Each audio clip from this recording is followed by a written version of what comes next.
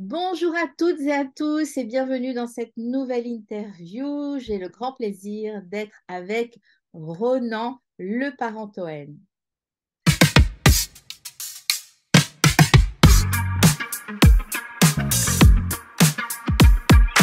Donc, tu es coach sportif, tu es naturopathe et tu as une carrière de militaire et militaire formateur. Mais qu'est-ce qui s'est passé de militaire à naturopathe? Que s'est-il passé? C'était un très très long chemin, passionnant, mais très long. J'ai fait 27 ans d'armée. J'ai quitté l'armée suite à un choc post-traumatique et il a fallu se reconstruire. Et quoi de mieux que se reconstruire que l'activité physique dans un premier temps. Donc j'ai passé le diplôme pour être coach sportif professionnel et j'ai opté pour du coaching à domicile en fait, sur mesure, comme dit notre ami Edith Lassière, entre autres.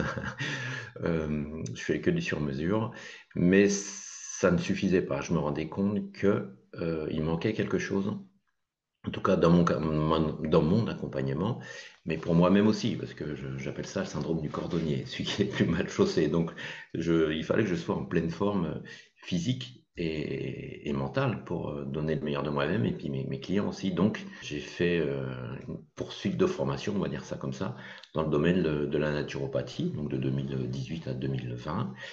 Et je me suis perfectionné dans la micronutrition. J'ai fait des formations supplémentaires dans ce domaine. Et je me suis passionné, on va dire, j'ai trouvé ce que je cherchais, mon Graal en quelque sorte, avec les neurotransmetteurs. On travaille sur les neurotransmetteurs qui permet de réaliser un travail vraiment sur mesure aussi avec l'alimentation. Alors je ne parle pas de régime, je ne parle pas de rééquilibrage alimentaire, quoique un petit peu on voit avec les neurotransmetteurs s'il y a des déficits qui sont quelquefois mineurs, hein, souvent heureusement, mais avec quelques petits rééquilibrages, ben parfois ça suffit pour aller beaucoup mieux, pour être moins stressé, pour mieux dormir, pour être plus tonique, pour avoir un meilleur mental, enfin, il y a tout un tas de choses qui changent lorsqu'on a la bonne alimentation au bon moment. Euh, Voilà. Et donc là, tu sors un livre. Et il y avait le choix entre écrire un livre sur le sport, hein, équilibrer sa santé, sa vie par le sport ou équilibrer sa vie par l'alimentation. Et donc, tu as choisi l'alimentation. Et tu me dis que c'est vraiment la base, c'est l'alimentation. Avant de faire des exercices physiques, c'est mieux manger. Tout à fait. En fait, moi, j'ai rien inventé, hein. Hippocrate le disait un petit peu avant moi, donc il y a quelques années quand même déjà. Alors, on ne sait pas trop la phrase qu'il a dit, hein. En tout cas, ce qu'on est sûr, c'est qu'il n'a pas dit que ton médicament soit ta première médecine, parce qu'il n'y avait pas de médicament à l'époque, mais quelque chose qui ressemble en tout cas, que ton alimentation soit ta première médecine. Donc, en fait, que tu ailles mieux avec l'alimentation. Ouais, mais Euh, à l'époque où il a dit ça, on avait quand même des vies, enfin les femmes et les hommes avaient des vies beaucoup moins sédentaires, ils n'étaient pas devant leur ordi, assis devant. non, rarement en tout cas, ni leur téléphone. Voilà, il y avait le travail au champ, il y avait quand même une activité physique beaucoup plus intense. Il n'y avait pas de voiture. Enfin, on était quand même, on marchait plus, on courait plus. Enfin, on était beaucoup plus actifs. Et quand il a dit cette phrase, c'était voilà, on était en mouvement quand même beaucoup plus qu'aujourd'hui. On était beaucoup plus en mouvement d'une part, l'activité physique. Dans mon livre, je parle des 10 000 pas, mais j'explique tout ça, les 10 000 pas, d'où ça vient dans mon livre. Alors, il y a aussi le volet pollution, il n'y avait pas d'ondes, il n'y avait pas d'odeur de carburant, d'usine, donc il y a tout un tas de choses qui font que ils étaient en meilleure santé que nous. Alors oui, il y avait pas tout ce volet au niveau de la médecine qui a fort heureusement bien évolué et qui nous aide à aller mieux, les vaccins, notamment qui n'existaient pas à l'époque. Donc, mais ça serait pas mal d'avoir un mixte entre la vie qu'ils avaient, l'activité physique en tout cas à l'époque, et le volet médical, en tout cas la science de l'autre côté, ça serait le monde parfait, mais c'est difficile à faire. On a nos ordinateurs, nos habitudes, nos voitures, nos téléphones. Ouais, Donc ça complique un petit peu ouais, la chose et c'est pour ça qu'on a mal au dos souvent, notamment dans le bas du dos. Donc ça, c'est des choses qui peuvent se résoudre avec une bonne alimentation et puis des bons mouvements en tout cas pour faire bouger notre corps. Parce que le mouvement, c'est la vie en fait. Voilà. ouais. C'est ça, le mouvement, c'est la vie. Et alors, est-ce que tu vas nous parler des 10 000 pas ou des 10 000 plats? Ah, c'est très bien. J'aurais dû la placer dans le livre, je ne l'ai pas placé. Je parle un peu des deux en fait. Sans les nommer, excellent. Tu me fais rire très très bien.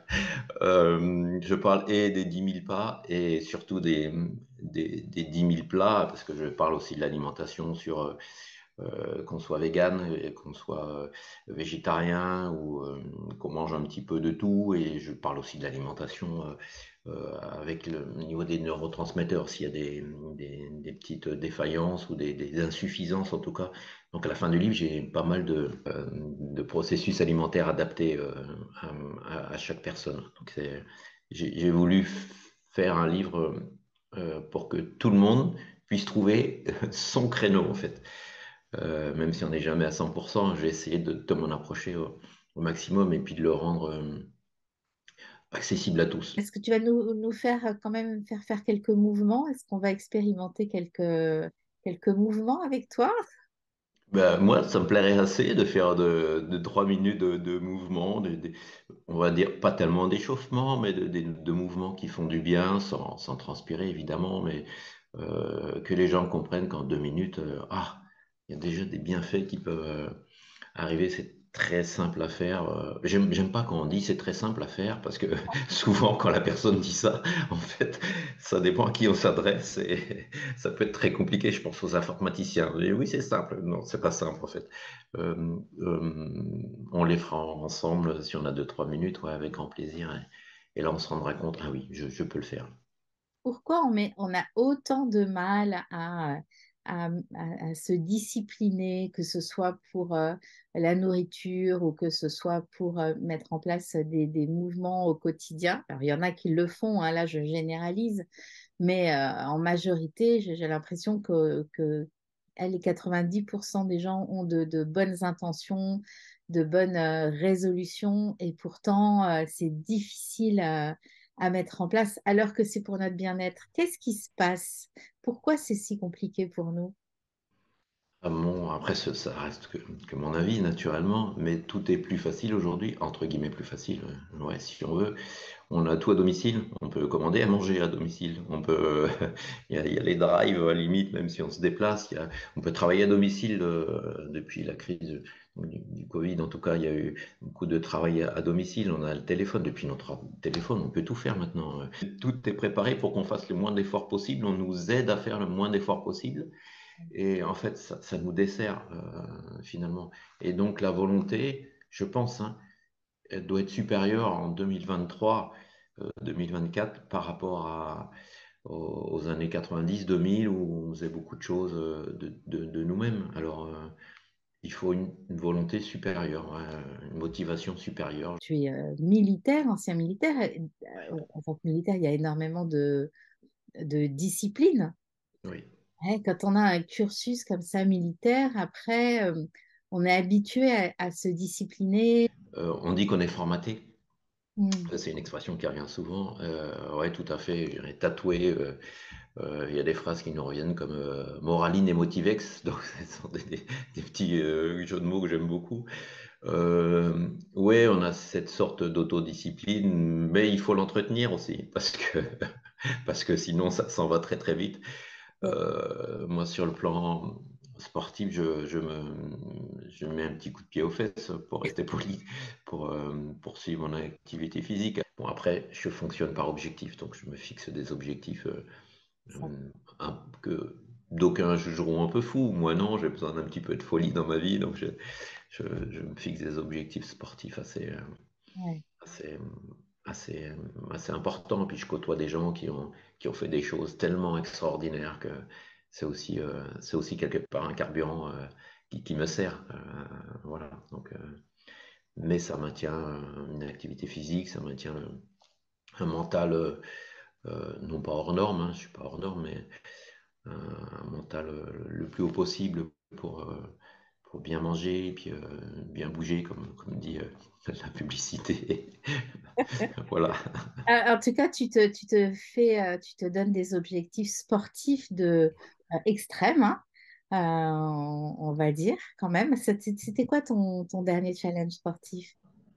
Alors, mon dernier challenge, j'ai préparé mon année 2024, ce week-end d'ailleurs, avec 3 triathlons qui vont me préparer au gros triathlon. Donc, 3 triathlons moyenne distance, mais un dans les Pyrénées, un dans les Alpes, la Madeleine. C'est le plus montagnard de France. Celui-là, ça sera mi-août. Dans les Pyrénées, ça sera mi-juillet. Et je prépare donc l'Ironman à Barcelone. Donc, c'est le 6 octobre. Donc là, c'est 3 km 800 de natation, 180 km en vélo. Et pour finir, bon, on va se faire un petit marathon, 42 km 195. Mais, mais tout ça, c'est que de l'entraînement. Finalement, ça paraît fou comme ça. Mais il faut bien s'entraîner, bien manger, se préserver des blessures avec des exercices adaptés. Et évidemment, si on se prépare 2 mois avant l'événement, ben on va à l'échec physique et mental. Deux, il y a un risque de blessure qui est important. Donc c'est une préparation, une hygiène de vie. Mais tout le monde peut le faire. Il y a des personnes qui font un marathon à 80 ans. En théorie, c'est hallucinant. Et elles sont en pleine forme. Elles coûtent pas cher à la sécu non plus. Elles prennent très peu de médicaments. Donc, je suis assez effaré qu'on me dise, oh, mais t'es fou de faire un défi pareil. Je dis, ben écoute, pose ton verre de Ricard, éteins ta cigarette et va faire un petit peu de. Bon, j'exagère, hein, mais souvent c'est un peu ça. Mais euh, je le répète, l'activité physique, c'est la vie. Chacun son petit défi. Ça peut être faire une course de 10 km. Oui, mais moi, par rapport à toi, c'est pas beaucoup. Mais si, c'est beaucoup. C'est énorme. C'est ton T'as objectif. raison. Mais oui, c'est formidable. Et, j'ai un camarade, hein, Philippe Croison, allez, je le nomme, qui quand même a traversé la Manche à la nage sans bras, sans jambes. C'est fou, c'est n'importe quoi. Il faut jamais faire un truc comme ça, c'est impossible. Bah, si, puis il va très bien, il est en pleine forme. En même temps, tu es son coach sportif. Donc, Oui, mais je tu... l'étais pas à l'époque. C'est pas moi qui l'ai ah, préparé pour cette traversée. Mais ouais, aujourd'hui, je le suis ouais, actuellement depuis plus de 6 mois et on prépare un autre défi à venir. Pour l'instant, ça reste entre nous, voilà. Mais ça m'étonne pas qu'ils soient en train de préparer un nouveau défi avec toi. toujours, on est un Alors, peu. tu sais que lors des rencontres, on a un champion du monde. Attends, j'ai noté parce que j'ai du mal à... Il a été plusieurs fois champion du monde de kettlebell marathon. Oh là, d'accord, ok, ok, Voilà, d'accord, donc c'est un ancien policier. Euh, d'accord, c'est Geoffrey Brochet qui sera là aussi. super. Donc, je suis contente que les rencontres vous permettent de vous rencontrer aussi Tout tous à les... fait, tout à fait. On va bien échanger. Ouais, c'est ça. Donc, je vais les revenir un petit peu sur le passage donc, tu es en tant que militaire, tu as fait donc la guerre et tu as vécu des choses ben, traumatisantes, hein, puisque tu as eu un choc post-traumatique. Comment ça s'est passé entre la médecine conventionnelle et la médecine plus naturelle? Comment tu as été accompagnée quand tu es rentrée, quand on a vu que tu te remettais pas de ce que tu avais vécu? Comment ça s'est passé pour toi? Au début, ça a été un grand vide parce que ça s'est passé en 1995 à Sarajevo et il n'y avait pas grand-chose à l'époque. Il n'y avait pas grand-chose, ce qui n'est plus le cas aujourd'hui. Et j'ai enfoui ça pendant des années. Le cerveau, c'est quand même une machine incroyable. C'est ce qui m'a attiré aussi sur les neurotransmetteurs. Il avait enfoui tout ça et ça a rejailli le 12 juillet 2013. Je préparais mon dernier défilé sur les Champs-Élysées. donc du 14 juillet, et le 13 juillet, il n'y a pas de répétition, jamais, c'est le 12. Et là, je suis tombé, la répétition générale, sur un ancien légionnaire avec qui j'étais à Sarajevo, et que j'avais croisé sur le mont Igman, sur les hauteurs de Sarajevo, en fait. Et donc, tout est revenu. Et donc, ça allait plus trop, tout s'est déclenché, le service médical s'est enclenché, j'ai été suivi de longs mois, très très longs mois, années même, Qu'est-ce qui s'est avec passé? des médicaments, des médicaments, des médicaments, et je me suis dit, il y a peut-être autre chose. J'ai commencé à m'intéresser aux plantes. Et là, j'ai vu les scolzias, j'ai vu de la valériane, j'ai vu, etc., de la mélisse, voilà, pas assez fort, toutes ces choses-là, mais je me suis dit, il y a peut-être une autre option. Et petit à petit, ça s'est pas fait en 24 heures, évidemment. Petit à petit, je dis, bon, ben, voilà, avec les plantes, mais il n'y a pas que les plantes aussi, il y a l'alimentation, et puis il y a plein de choses qui nous font du bien. Après, un choc post-traumatique, évidemment, c'est pas en prenant une tisane de valériane que ça va. Évidemment, j'ai fait d'autres choses comme de l'EMDR et tout un tas de choses comme ça. Ça a été un long chemin. Mais je me dis que des dépressions, notamment saisonnières, celles de novembre-décembre, des choses comme ça, on peut, non pas les contrôler, mais en tout cas euh, s'en accommoder mieux avec une bonne alimentation. Et aller mieux, en tout cas. Voilà. Prévention, si tu dis que tu as des moments où la dépression peut revenir s'installer, là tu le Ouais. sais, donc tu préviens avec l'alimentation en fait. Oui, on prévient avec l'alimentation. Alors, je ne suis pas fan d'utiliser les plantes comme substitut de médicaments, parce que bon, finalement, la plupart des médicaments viennent des plantes déjà. Mais finalement, se servir des plantes comme d'un médicament, c'est pas forcément, enfin, mon idée en tout cas. Moi, ce que j'aime, c'est travailler en amont. Et travailler en amont, c'est avec donc cette alimentation choisie. Une nouvelle fois, je répète, avec les neurotransmetteurs qui nous permettent de ne pas arriver. Donc d'identifier la cause et d'aller travailler sur avant en fait, pour ne pas avoir besoin de prendre de médicaments. Je ne suis pas du tout contre les médicaments, évidemment, Oui. ni les vaccins, ni quoi que ce soit, et quand il y en a besoin. Mais si on peut s'en exonérer, en tout cas en amont, bah, je pense que c'est intéressant de le faire sans que ça soit compliqué en fait. Mais parfois, faut se faire accompagner, hein, évidemment, évidemment. Souvent, il faut se faire accompagner, hein. On conseille de se faire Ah accompagner. oui, bien Ne sûr, restez bien pas sûr. seul. Ne restez pas seul, hein. Jamais. Jamais. Ah non, non, non, jamais, Sinon, jamais. bah, on perd du temps, on reste, on stagne dans quelque chose qui ne va pas, quoi. Je voulais revenir sur quand tu dis que tu as revu le lieutenant, que tout est revenu. Comment ça Ouais. se passe? C'est une crise de larmes, c'est une crise d'angoisse, c'est le corps qui tremble. Comment ça se passe quand il y a un trauma, quelque chose qui revient comme ça? Comment tu le vis dans le corps? Moi, je pense qu'il n'y a pas de. Chacun réagit à sa façon. Là, c'est un stress intense et j'en parle dans le livre aussi. C'est Hans-Peter Selig qui a fait les travaux sur le stress, le bon, les mauvais, le distress, le stress. Euh, donc moi, j'étais paralysé, complètement bloqué, bouche ouverte. Je pouvais plus parler en fait. Enfin, ça n'a pas duré 3 jours non plus, hein, mais ça a Mm. duré de longues minutes. Et, enfin, longues minutes, peut-être une minute, c'est long déjà. Et Une sidération, quoi, le corps qui... ouais, ouais, j'étais, comme on dit, sous le choc, enfin tétanisé. Non, parce que je sentais pas mes muscles vraiment, mais j'étais bloqué. Puis là, les images sont venues, mais d'un coup, nombreuses images. Et puis on se fixait en fait, on se regardait tous les deux, et immédiatement là, c'est revenu pour tous les deux. Alors je sais pas, parce que je l'ai pas revu après, mais je ne sais pas ce que ça a déclenché chez lui ou pas. Euh, je sais ce que ça a déclenché chez moi par contre. Et c'est vrai que 2 jours après le 14 juillet, j'étais ailleurs en fait. J'y étais, mais j'étais ailleurs. J'ai pas profité de mon dernier défilé comme Mm. euh, j'aurais pu ou dû le faire. Ouais, ouais. Mm. Ça c'est sûr. Mais moi j'étais bloqué. Ouais, Euh, c'est un blocage et puis petit à petit, ben, avec les outils de l'époque, tu es revenu. ouais, ça c'était en 2013 ce retour. Mais les outils de l'époque, il y en avait. Il aurait fallu que je me manifeste, mais après, moi j'étais relativement jeune en 95, j'avais 5 ans d'armée. C'est les phrases de militaires, sois fort, machin, ceci, cela, te plains pas. Enfin, toutes ces phrases, marche ou crève, on a plein des comme ça. Et on est formaté, hein, j'ai employé ce mot tout à l'heure. Et donc, quelque part, il y a une honte. On ne veut pas avouer Mm. ce qu'on a vu, ce qu'on a senti, ce qu'on a. Personne ne le faisait en 95. Enfin, je pense pas.